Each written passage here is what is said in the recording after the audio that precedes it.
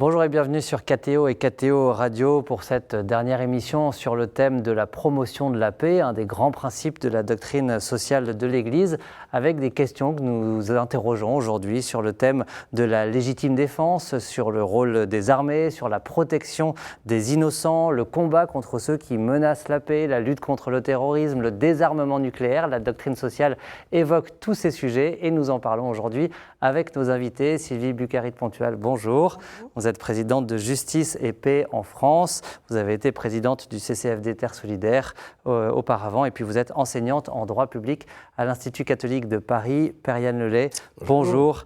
Délégué national à la diaconie et à la solidarité pour la Conférence des évêques de France. Vous êtes prêtre du diocèse de Versailles et responsable de la formation des séminaristes pour ce diocèse. Nous avons évoqué dans une précédente émission le thème de la guerre, celui de la violence, de la question de la guerre juste. Mais alors, que faire du sujet de la légitime défense? Père-Yann, est-ce que vous pouvez déjà nous dire comment l'Église, dans ses textes, envisage ce sujet? À quel moment le fait de se défendre est légitime? D'abord, on a, du fait de notre dignité, du fait que de le respect de toute personne et de toute vie humaine, on a un devoir de protéger sa vie, de protéger son avenir aussi, d'une certaine manière, pas ses droits acquis, mais voilà, de la capacité à vivre, et protéger aussi les siens et sa famille, et aussi, par solidarité, aussi tous ceux qui nous environnent. C'est à titre individuel, on doit porter secours à la personne en danger. Et donc la légitime défense, c'est aussi c'est un devoir, d'une certaine manière, de devoir protéger ce qui est menacé, de manière fondamentale et de manière injuste aussi. Et avec un recours proportionné, avec une intention aussi de bien de protéger et de préserver la justice, mais pas non plus de punition ou de vengeance ou d'entrer dans un jeu de la violence. Voilà. Et je crois que ça, c'est un élément vraiment essentiel. Donc ce n'est pas simplement un droit, c'est aussi un devoir d'une certaine manière, notamment pour ceux qui seront les victimes premières de ce genre d'agression ou d'injustice. Sans pour autant pousser ce concept de légitime défense jusqu'à celui de guerre préventive, comme si on anticipait. Je cite sur ce sujet le compendium de la doctrine sociale, au paragraphe 501. « Pour ce qui est d'une guerre préventive, déclenchée sans preuve évidente qu'une agression est sur le point d'être lancée, elle ne peut pas ne pas soulever de graves interrogations du point de vue moral et juridique. » Sylvie Bucarit-Pontual, votre réaction sur cette interrogation du point de vue moral et juridique du concept de guerre préventive? Moi, j'irais beaucoup plus loin. Pour moi, c'est absolument illégal au regard du droit international et immoral au regard de la doctrine sociale de l'Église et même de l'Évangile, tout simplement. Pourquoi? Parce que vous ne pouvez... Ça supposerait, au fond, de condamner quelqu'un ou un État sans même qu'il ait commis quoi que ce soit. Et donc ça, ce n'est pas... non seulement ce n'est pas admissible, mais c'est plus que ça. C'est pour moi condamnable. Et quelque part, là, je pense que la doctrine sociale ne va pas tout à fait assez loin sur ce concept de guerre préventive. Alors si le compendium est mis à actualiser, on pourra leur signaler. Père-Yann, juste pour revenir sur ce sujet aussi de la légitime défense, est-ce que ça veut dire quand même que l'Église, dans ses textes, dans sa réflexion, considère légitime que des États disposent d'armées, par exemple, pour se défendre? Alors c'est légitime dans le sens où elles sont là pour promouvoir la paix et préserver la paix. C'est leur vocation, c'est leur promouvoir la paix et la et préserver. Et de protéger aussi les plus fragiles ou de protéger, je dirais, un État quand il serait menacé par telle ou telle chose.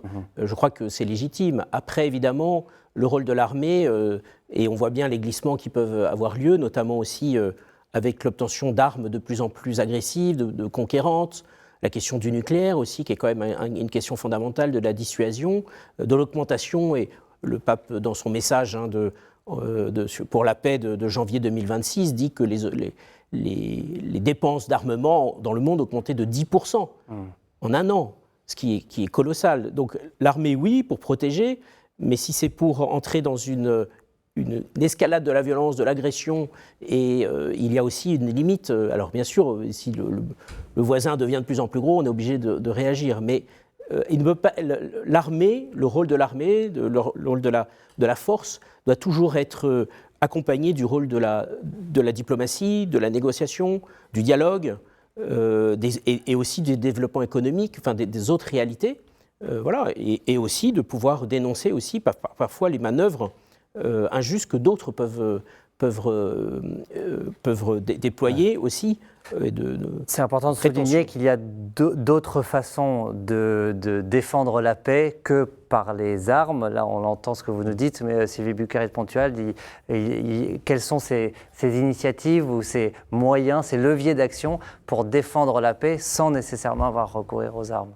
Alors, par exemple, j'ai donné des exemples qui viennent de la société civile et d'organisations non gouvernementales de la société civile un peu partout dans le monde qui vont favoriser l'envoi de civils non armés dans des zones de conflit, alors soit où la guerre proprement dite règne, soit où il y a des situations de violence importantes, en Afrique ou en Amérique latine par exemple, et on appelle cela l'intervention civile de paix.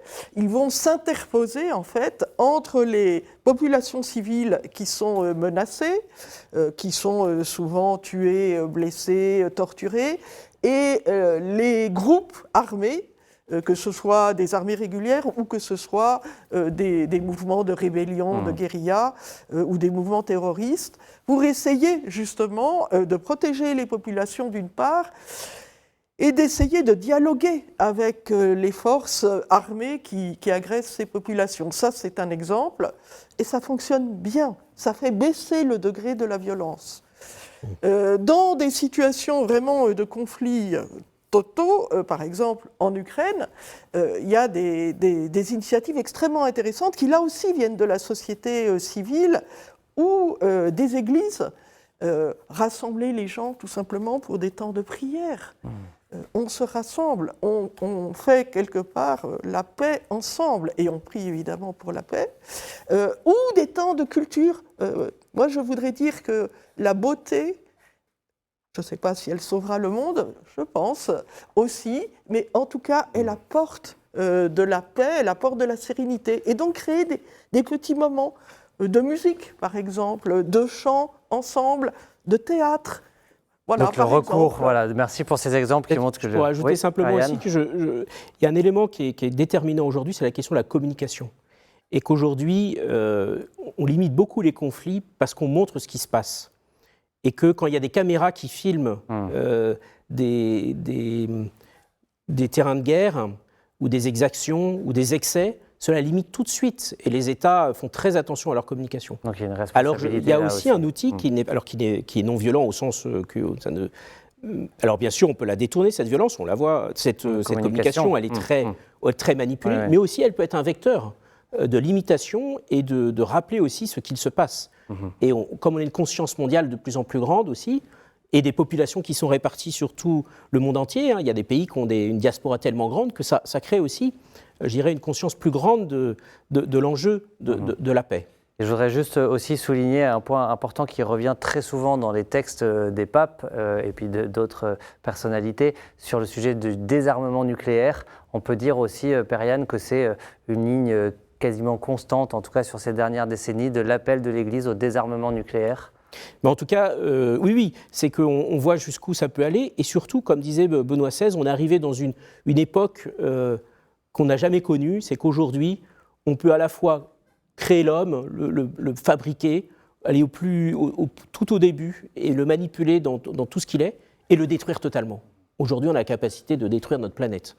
On n'a rien de temps. Alors évidemment, vous allez me dire c'est de la fiction, mais quand même, on est dans un climat qui est quand même très particulier, donc très anxiogène aussi, source de beaucoup de choses, et que passer par cette voie de la menace toujours plus grande, de la surenchère, alors, et puis en plus on prend sur des budgets qui ne sont pas des budgets attribués à d'autres choses comme la santé par exemple, ou l'éducation, mais est un risque vraiment fondamental. Et donc il y a une vraie parole forte sur l'engagement à laisser de côté cette puissance. Et à l'inversement, de se mobiliser, Sylvie Bucari, sur des sujets comme celui du développement, On n'a pas évoqué non plus, on peut en dire quelques mots sur les appels récurrents de l'Église à remettre la dette des pays les plus pauvres pour vraiment ouvrir des espaces. Ou, par exemple, le thème, je pense aussi au thème des sanctions économiques. On trouve dans les textes de l'Église, des sanctions peuvent être légitimes à un moment, mais à condition qu'elles n'empêchent pas le développement du pays concerné. C'est important de rappeler aussi tous ces points. Oui, et je l'articulerai avec le désarmement. Dans ces domaines-là, l'Église est dans les deux cas tout à fait prophétique. Dans le domaine du nucléaire, il faut savoir que le Saint-Siège a été le moteur principal, avec d'autres États bien sûr, pour militer en faveur du traité interdisant l'ensemble des armes nucléaires, traité qui est aujourd'hui adopté par 2/3 des pays de la planète. Ça, c'est essentiel. L'Église nous a montré le chemin. Et exactement la même chose pour la dette des pays les plus pauvres, car ça fait très longtemps que les papes successivement, jusqu'à aujourd'hui, ont appelé à la remise de la dette des pays les plus pauvres.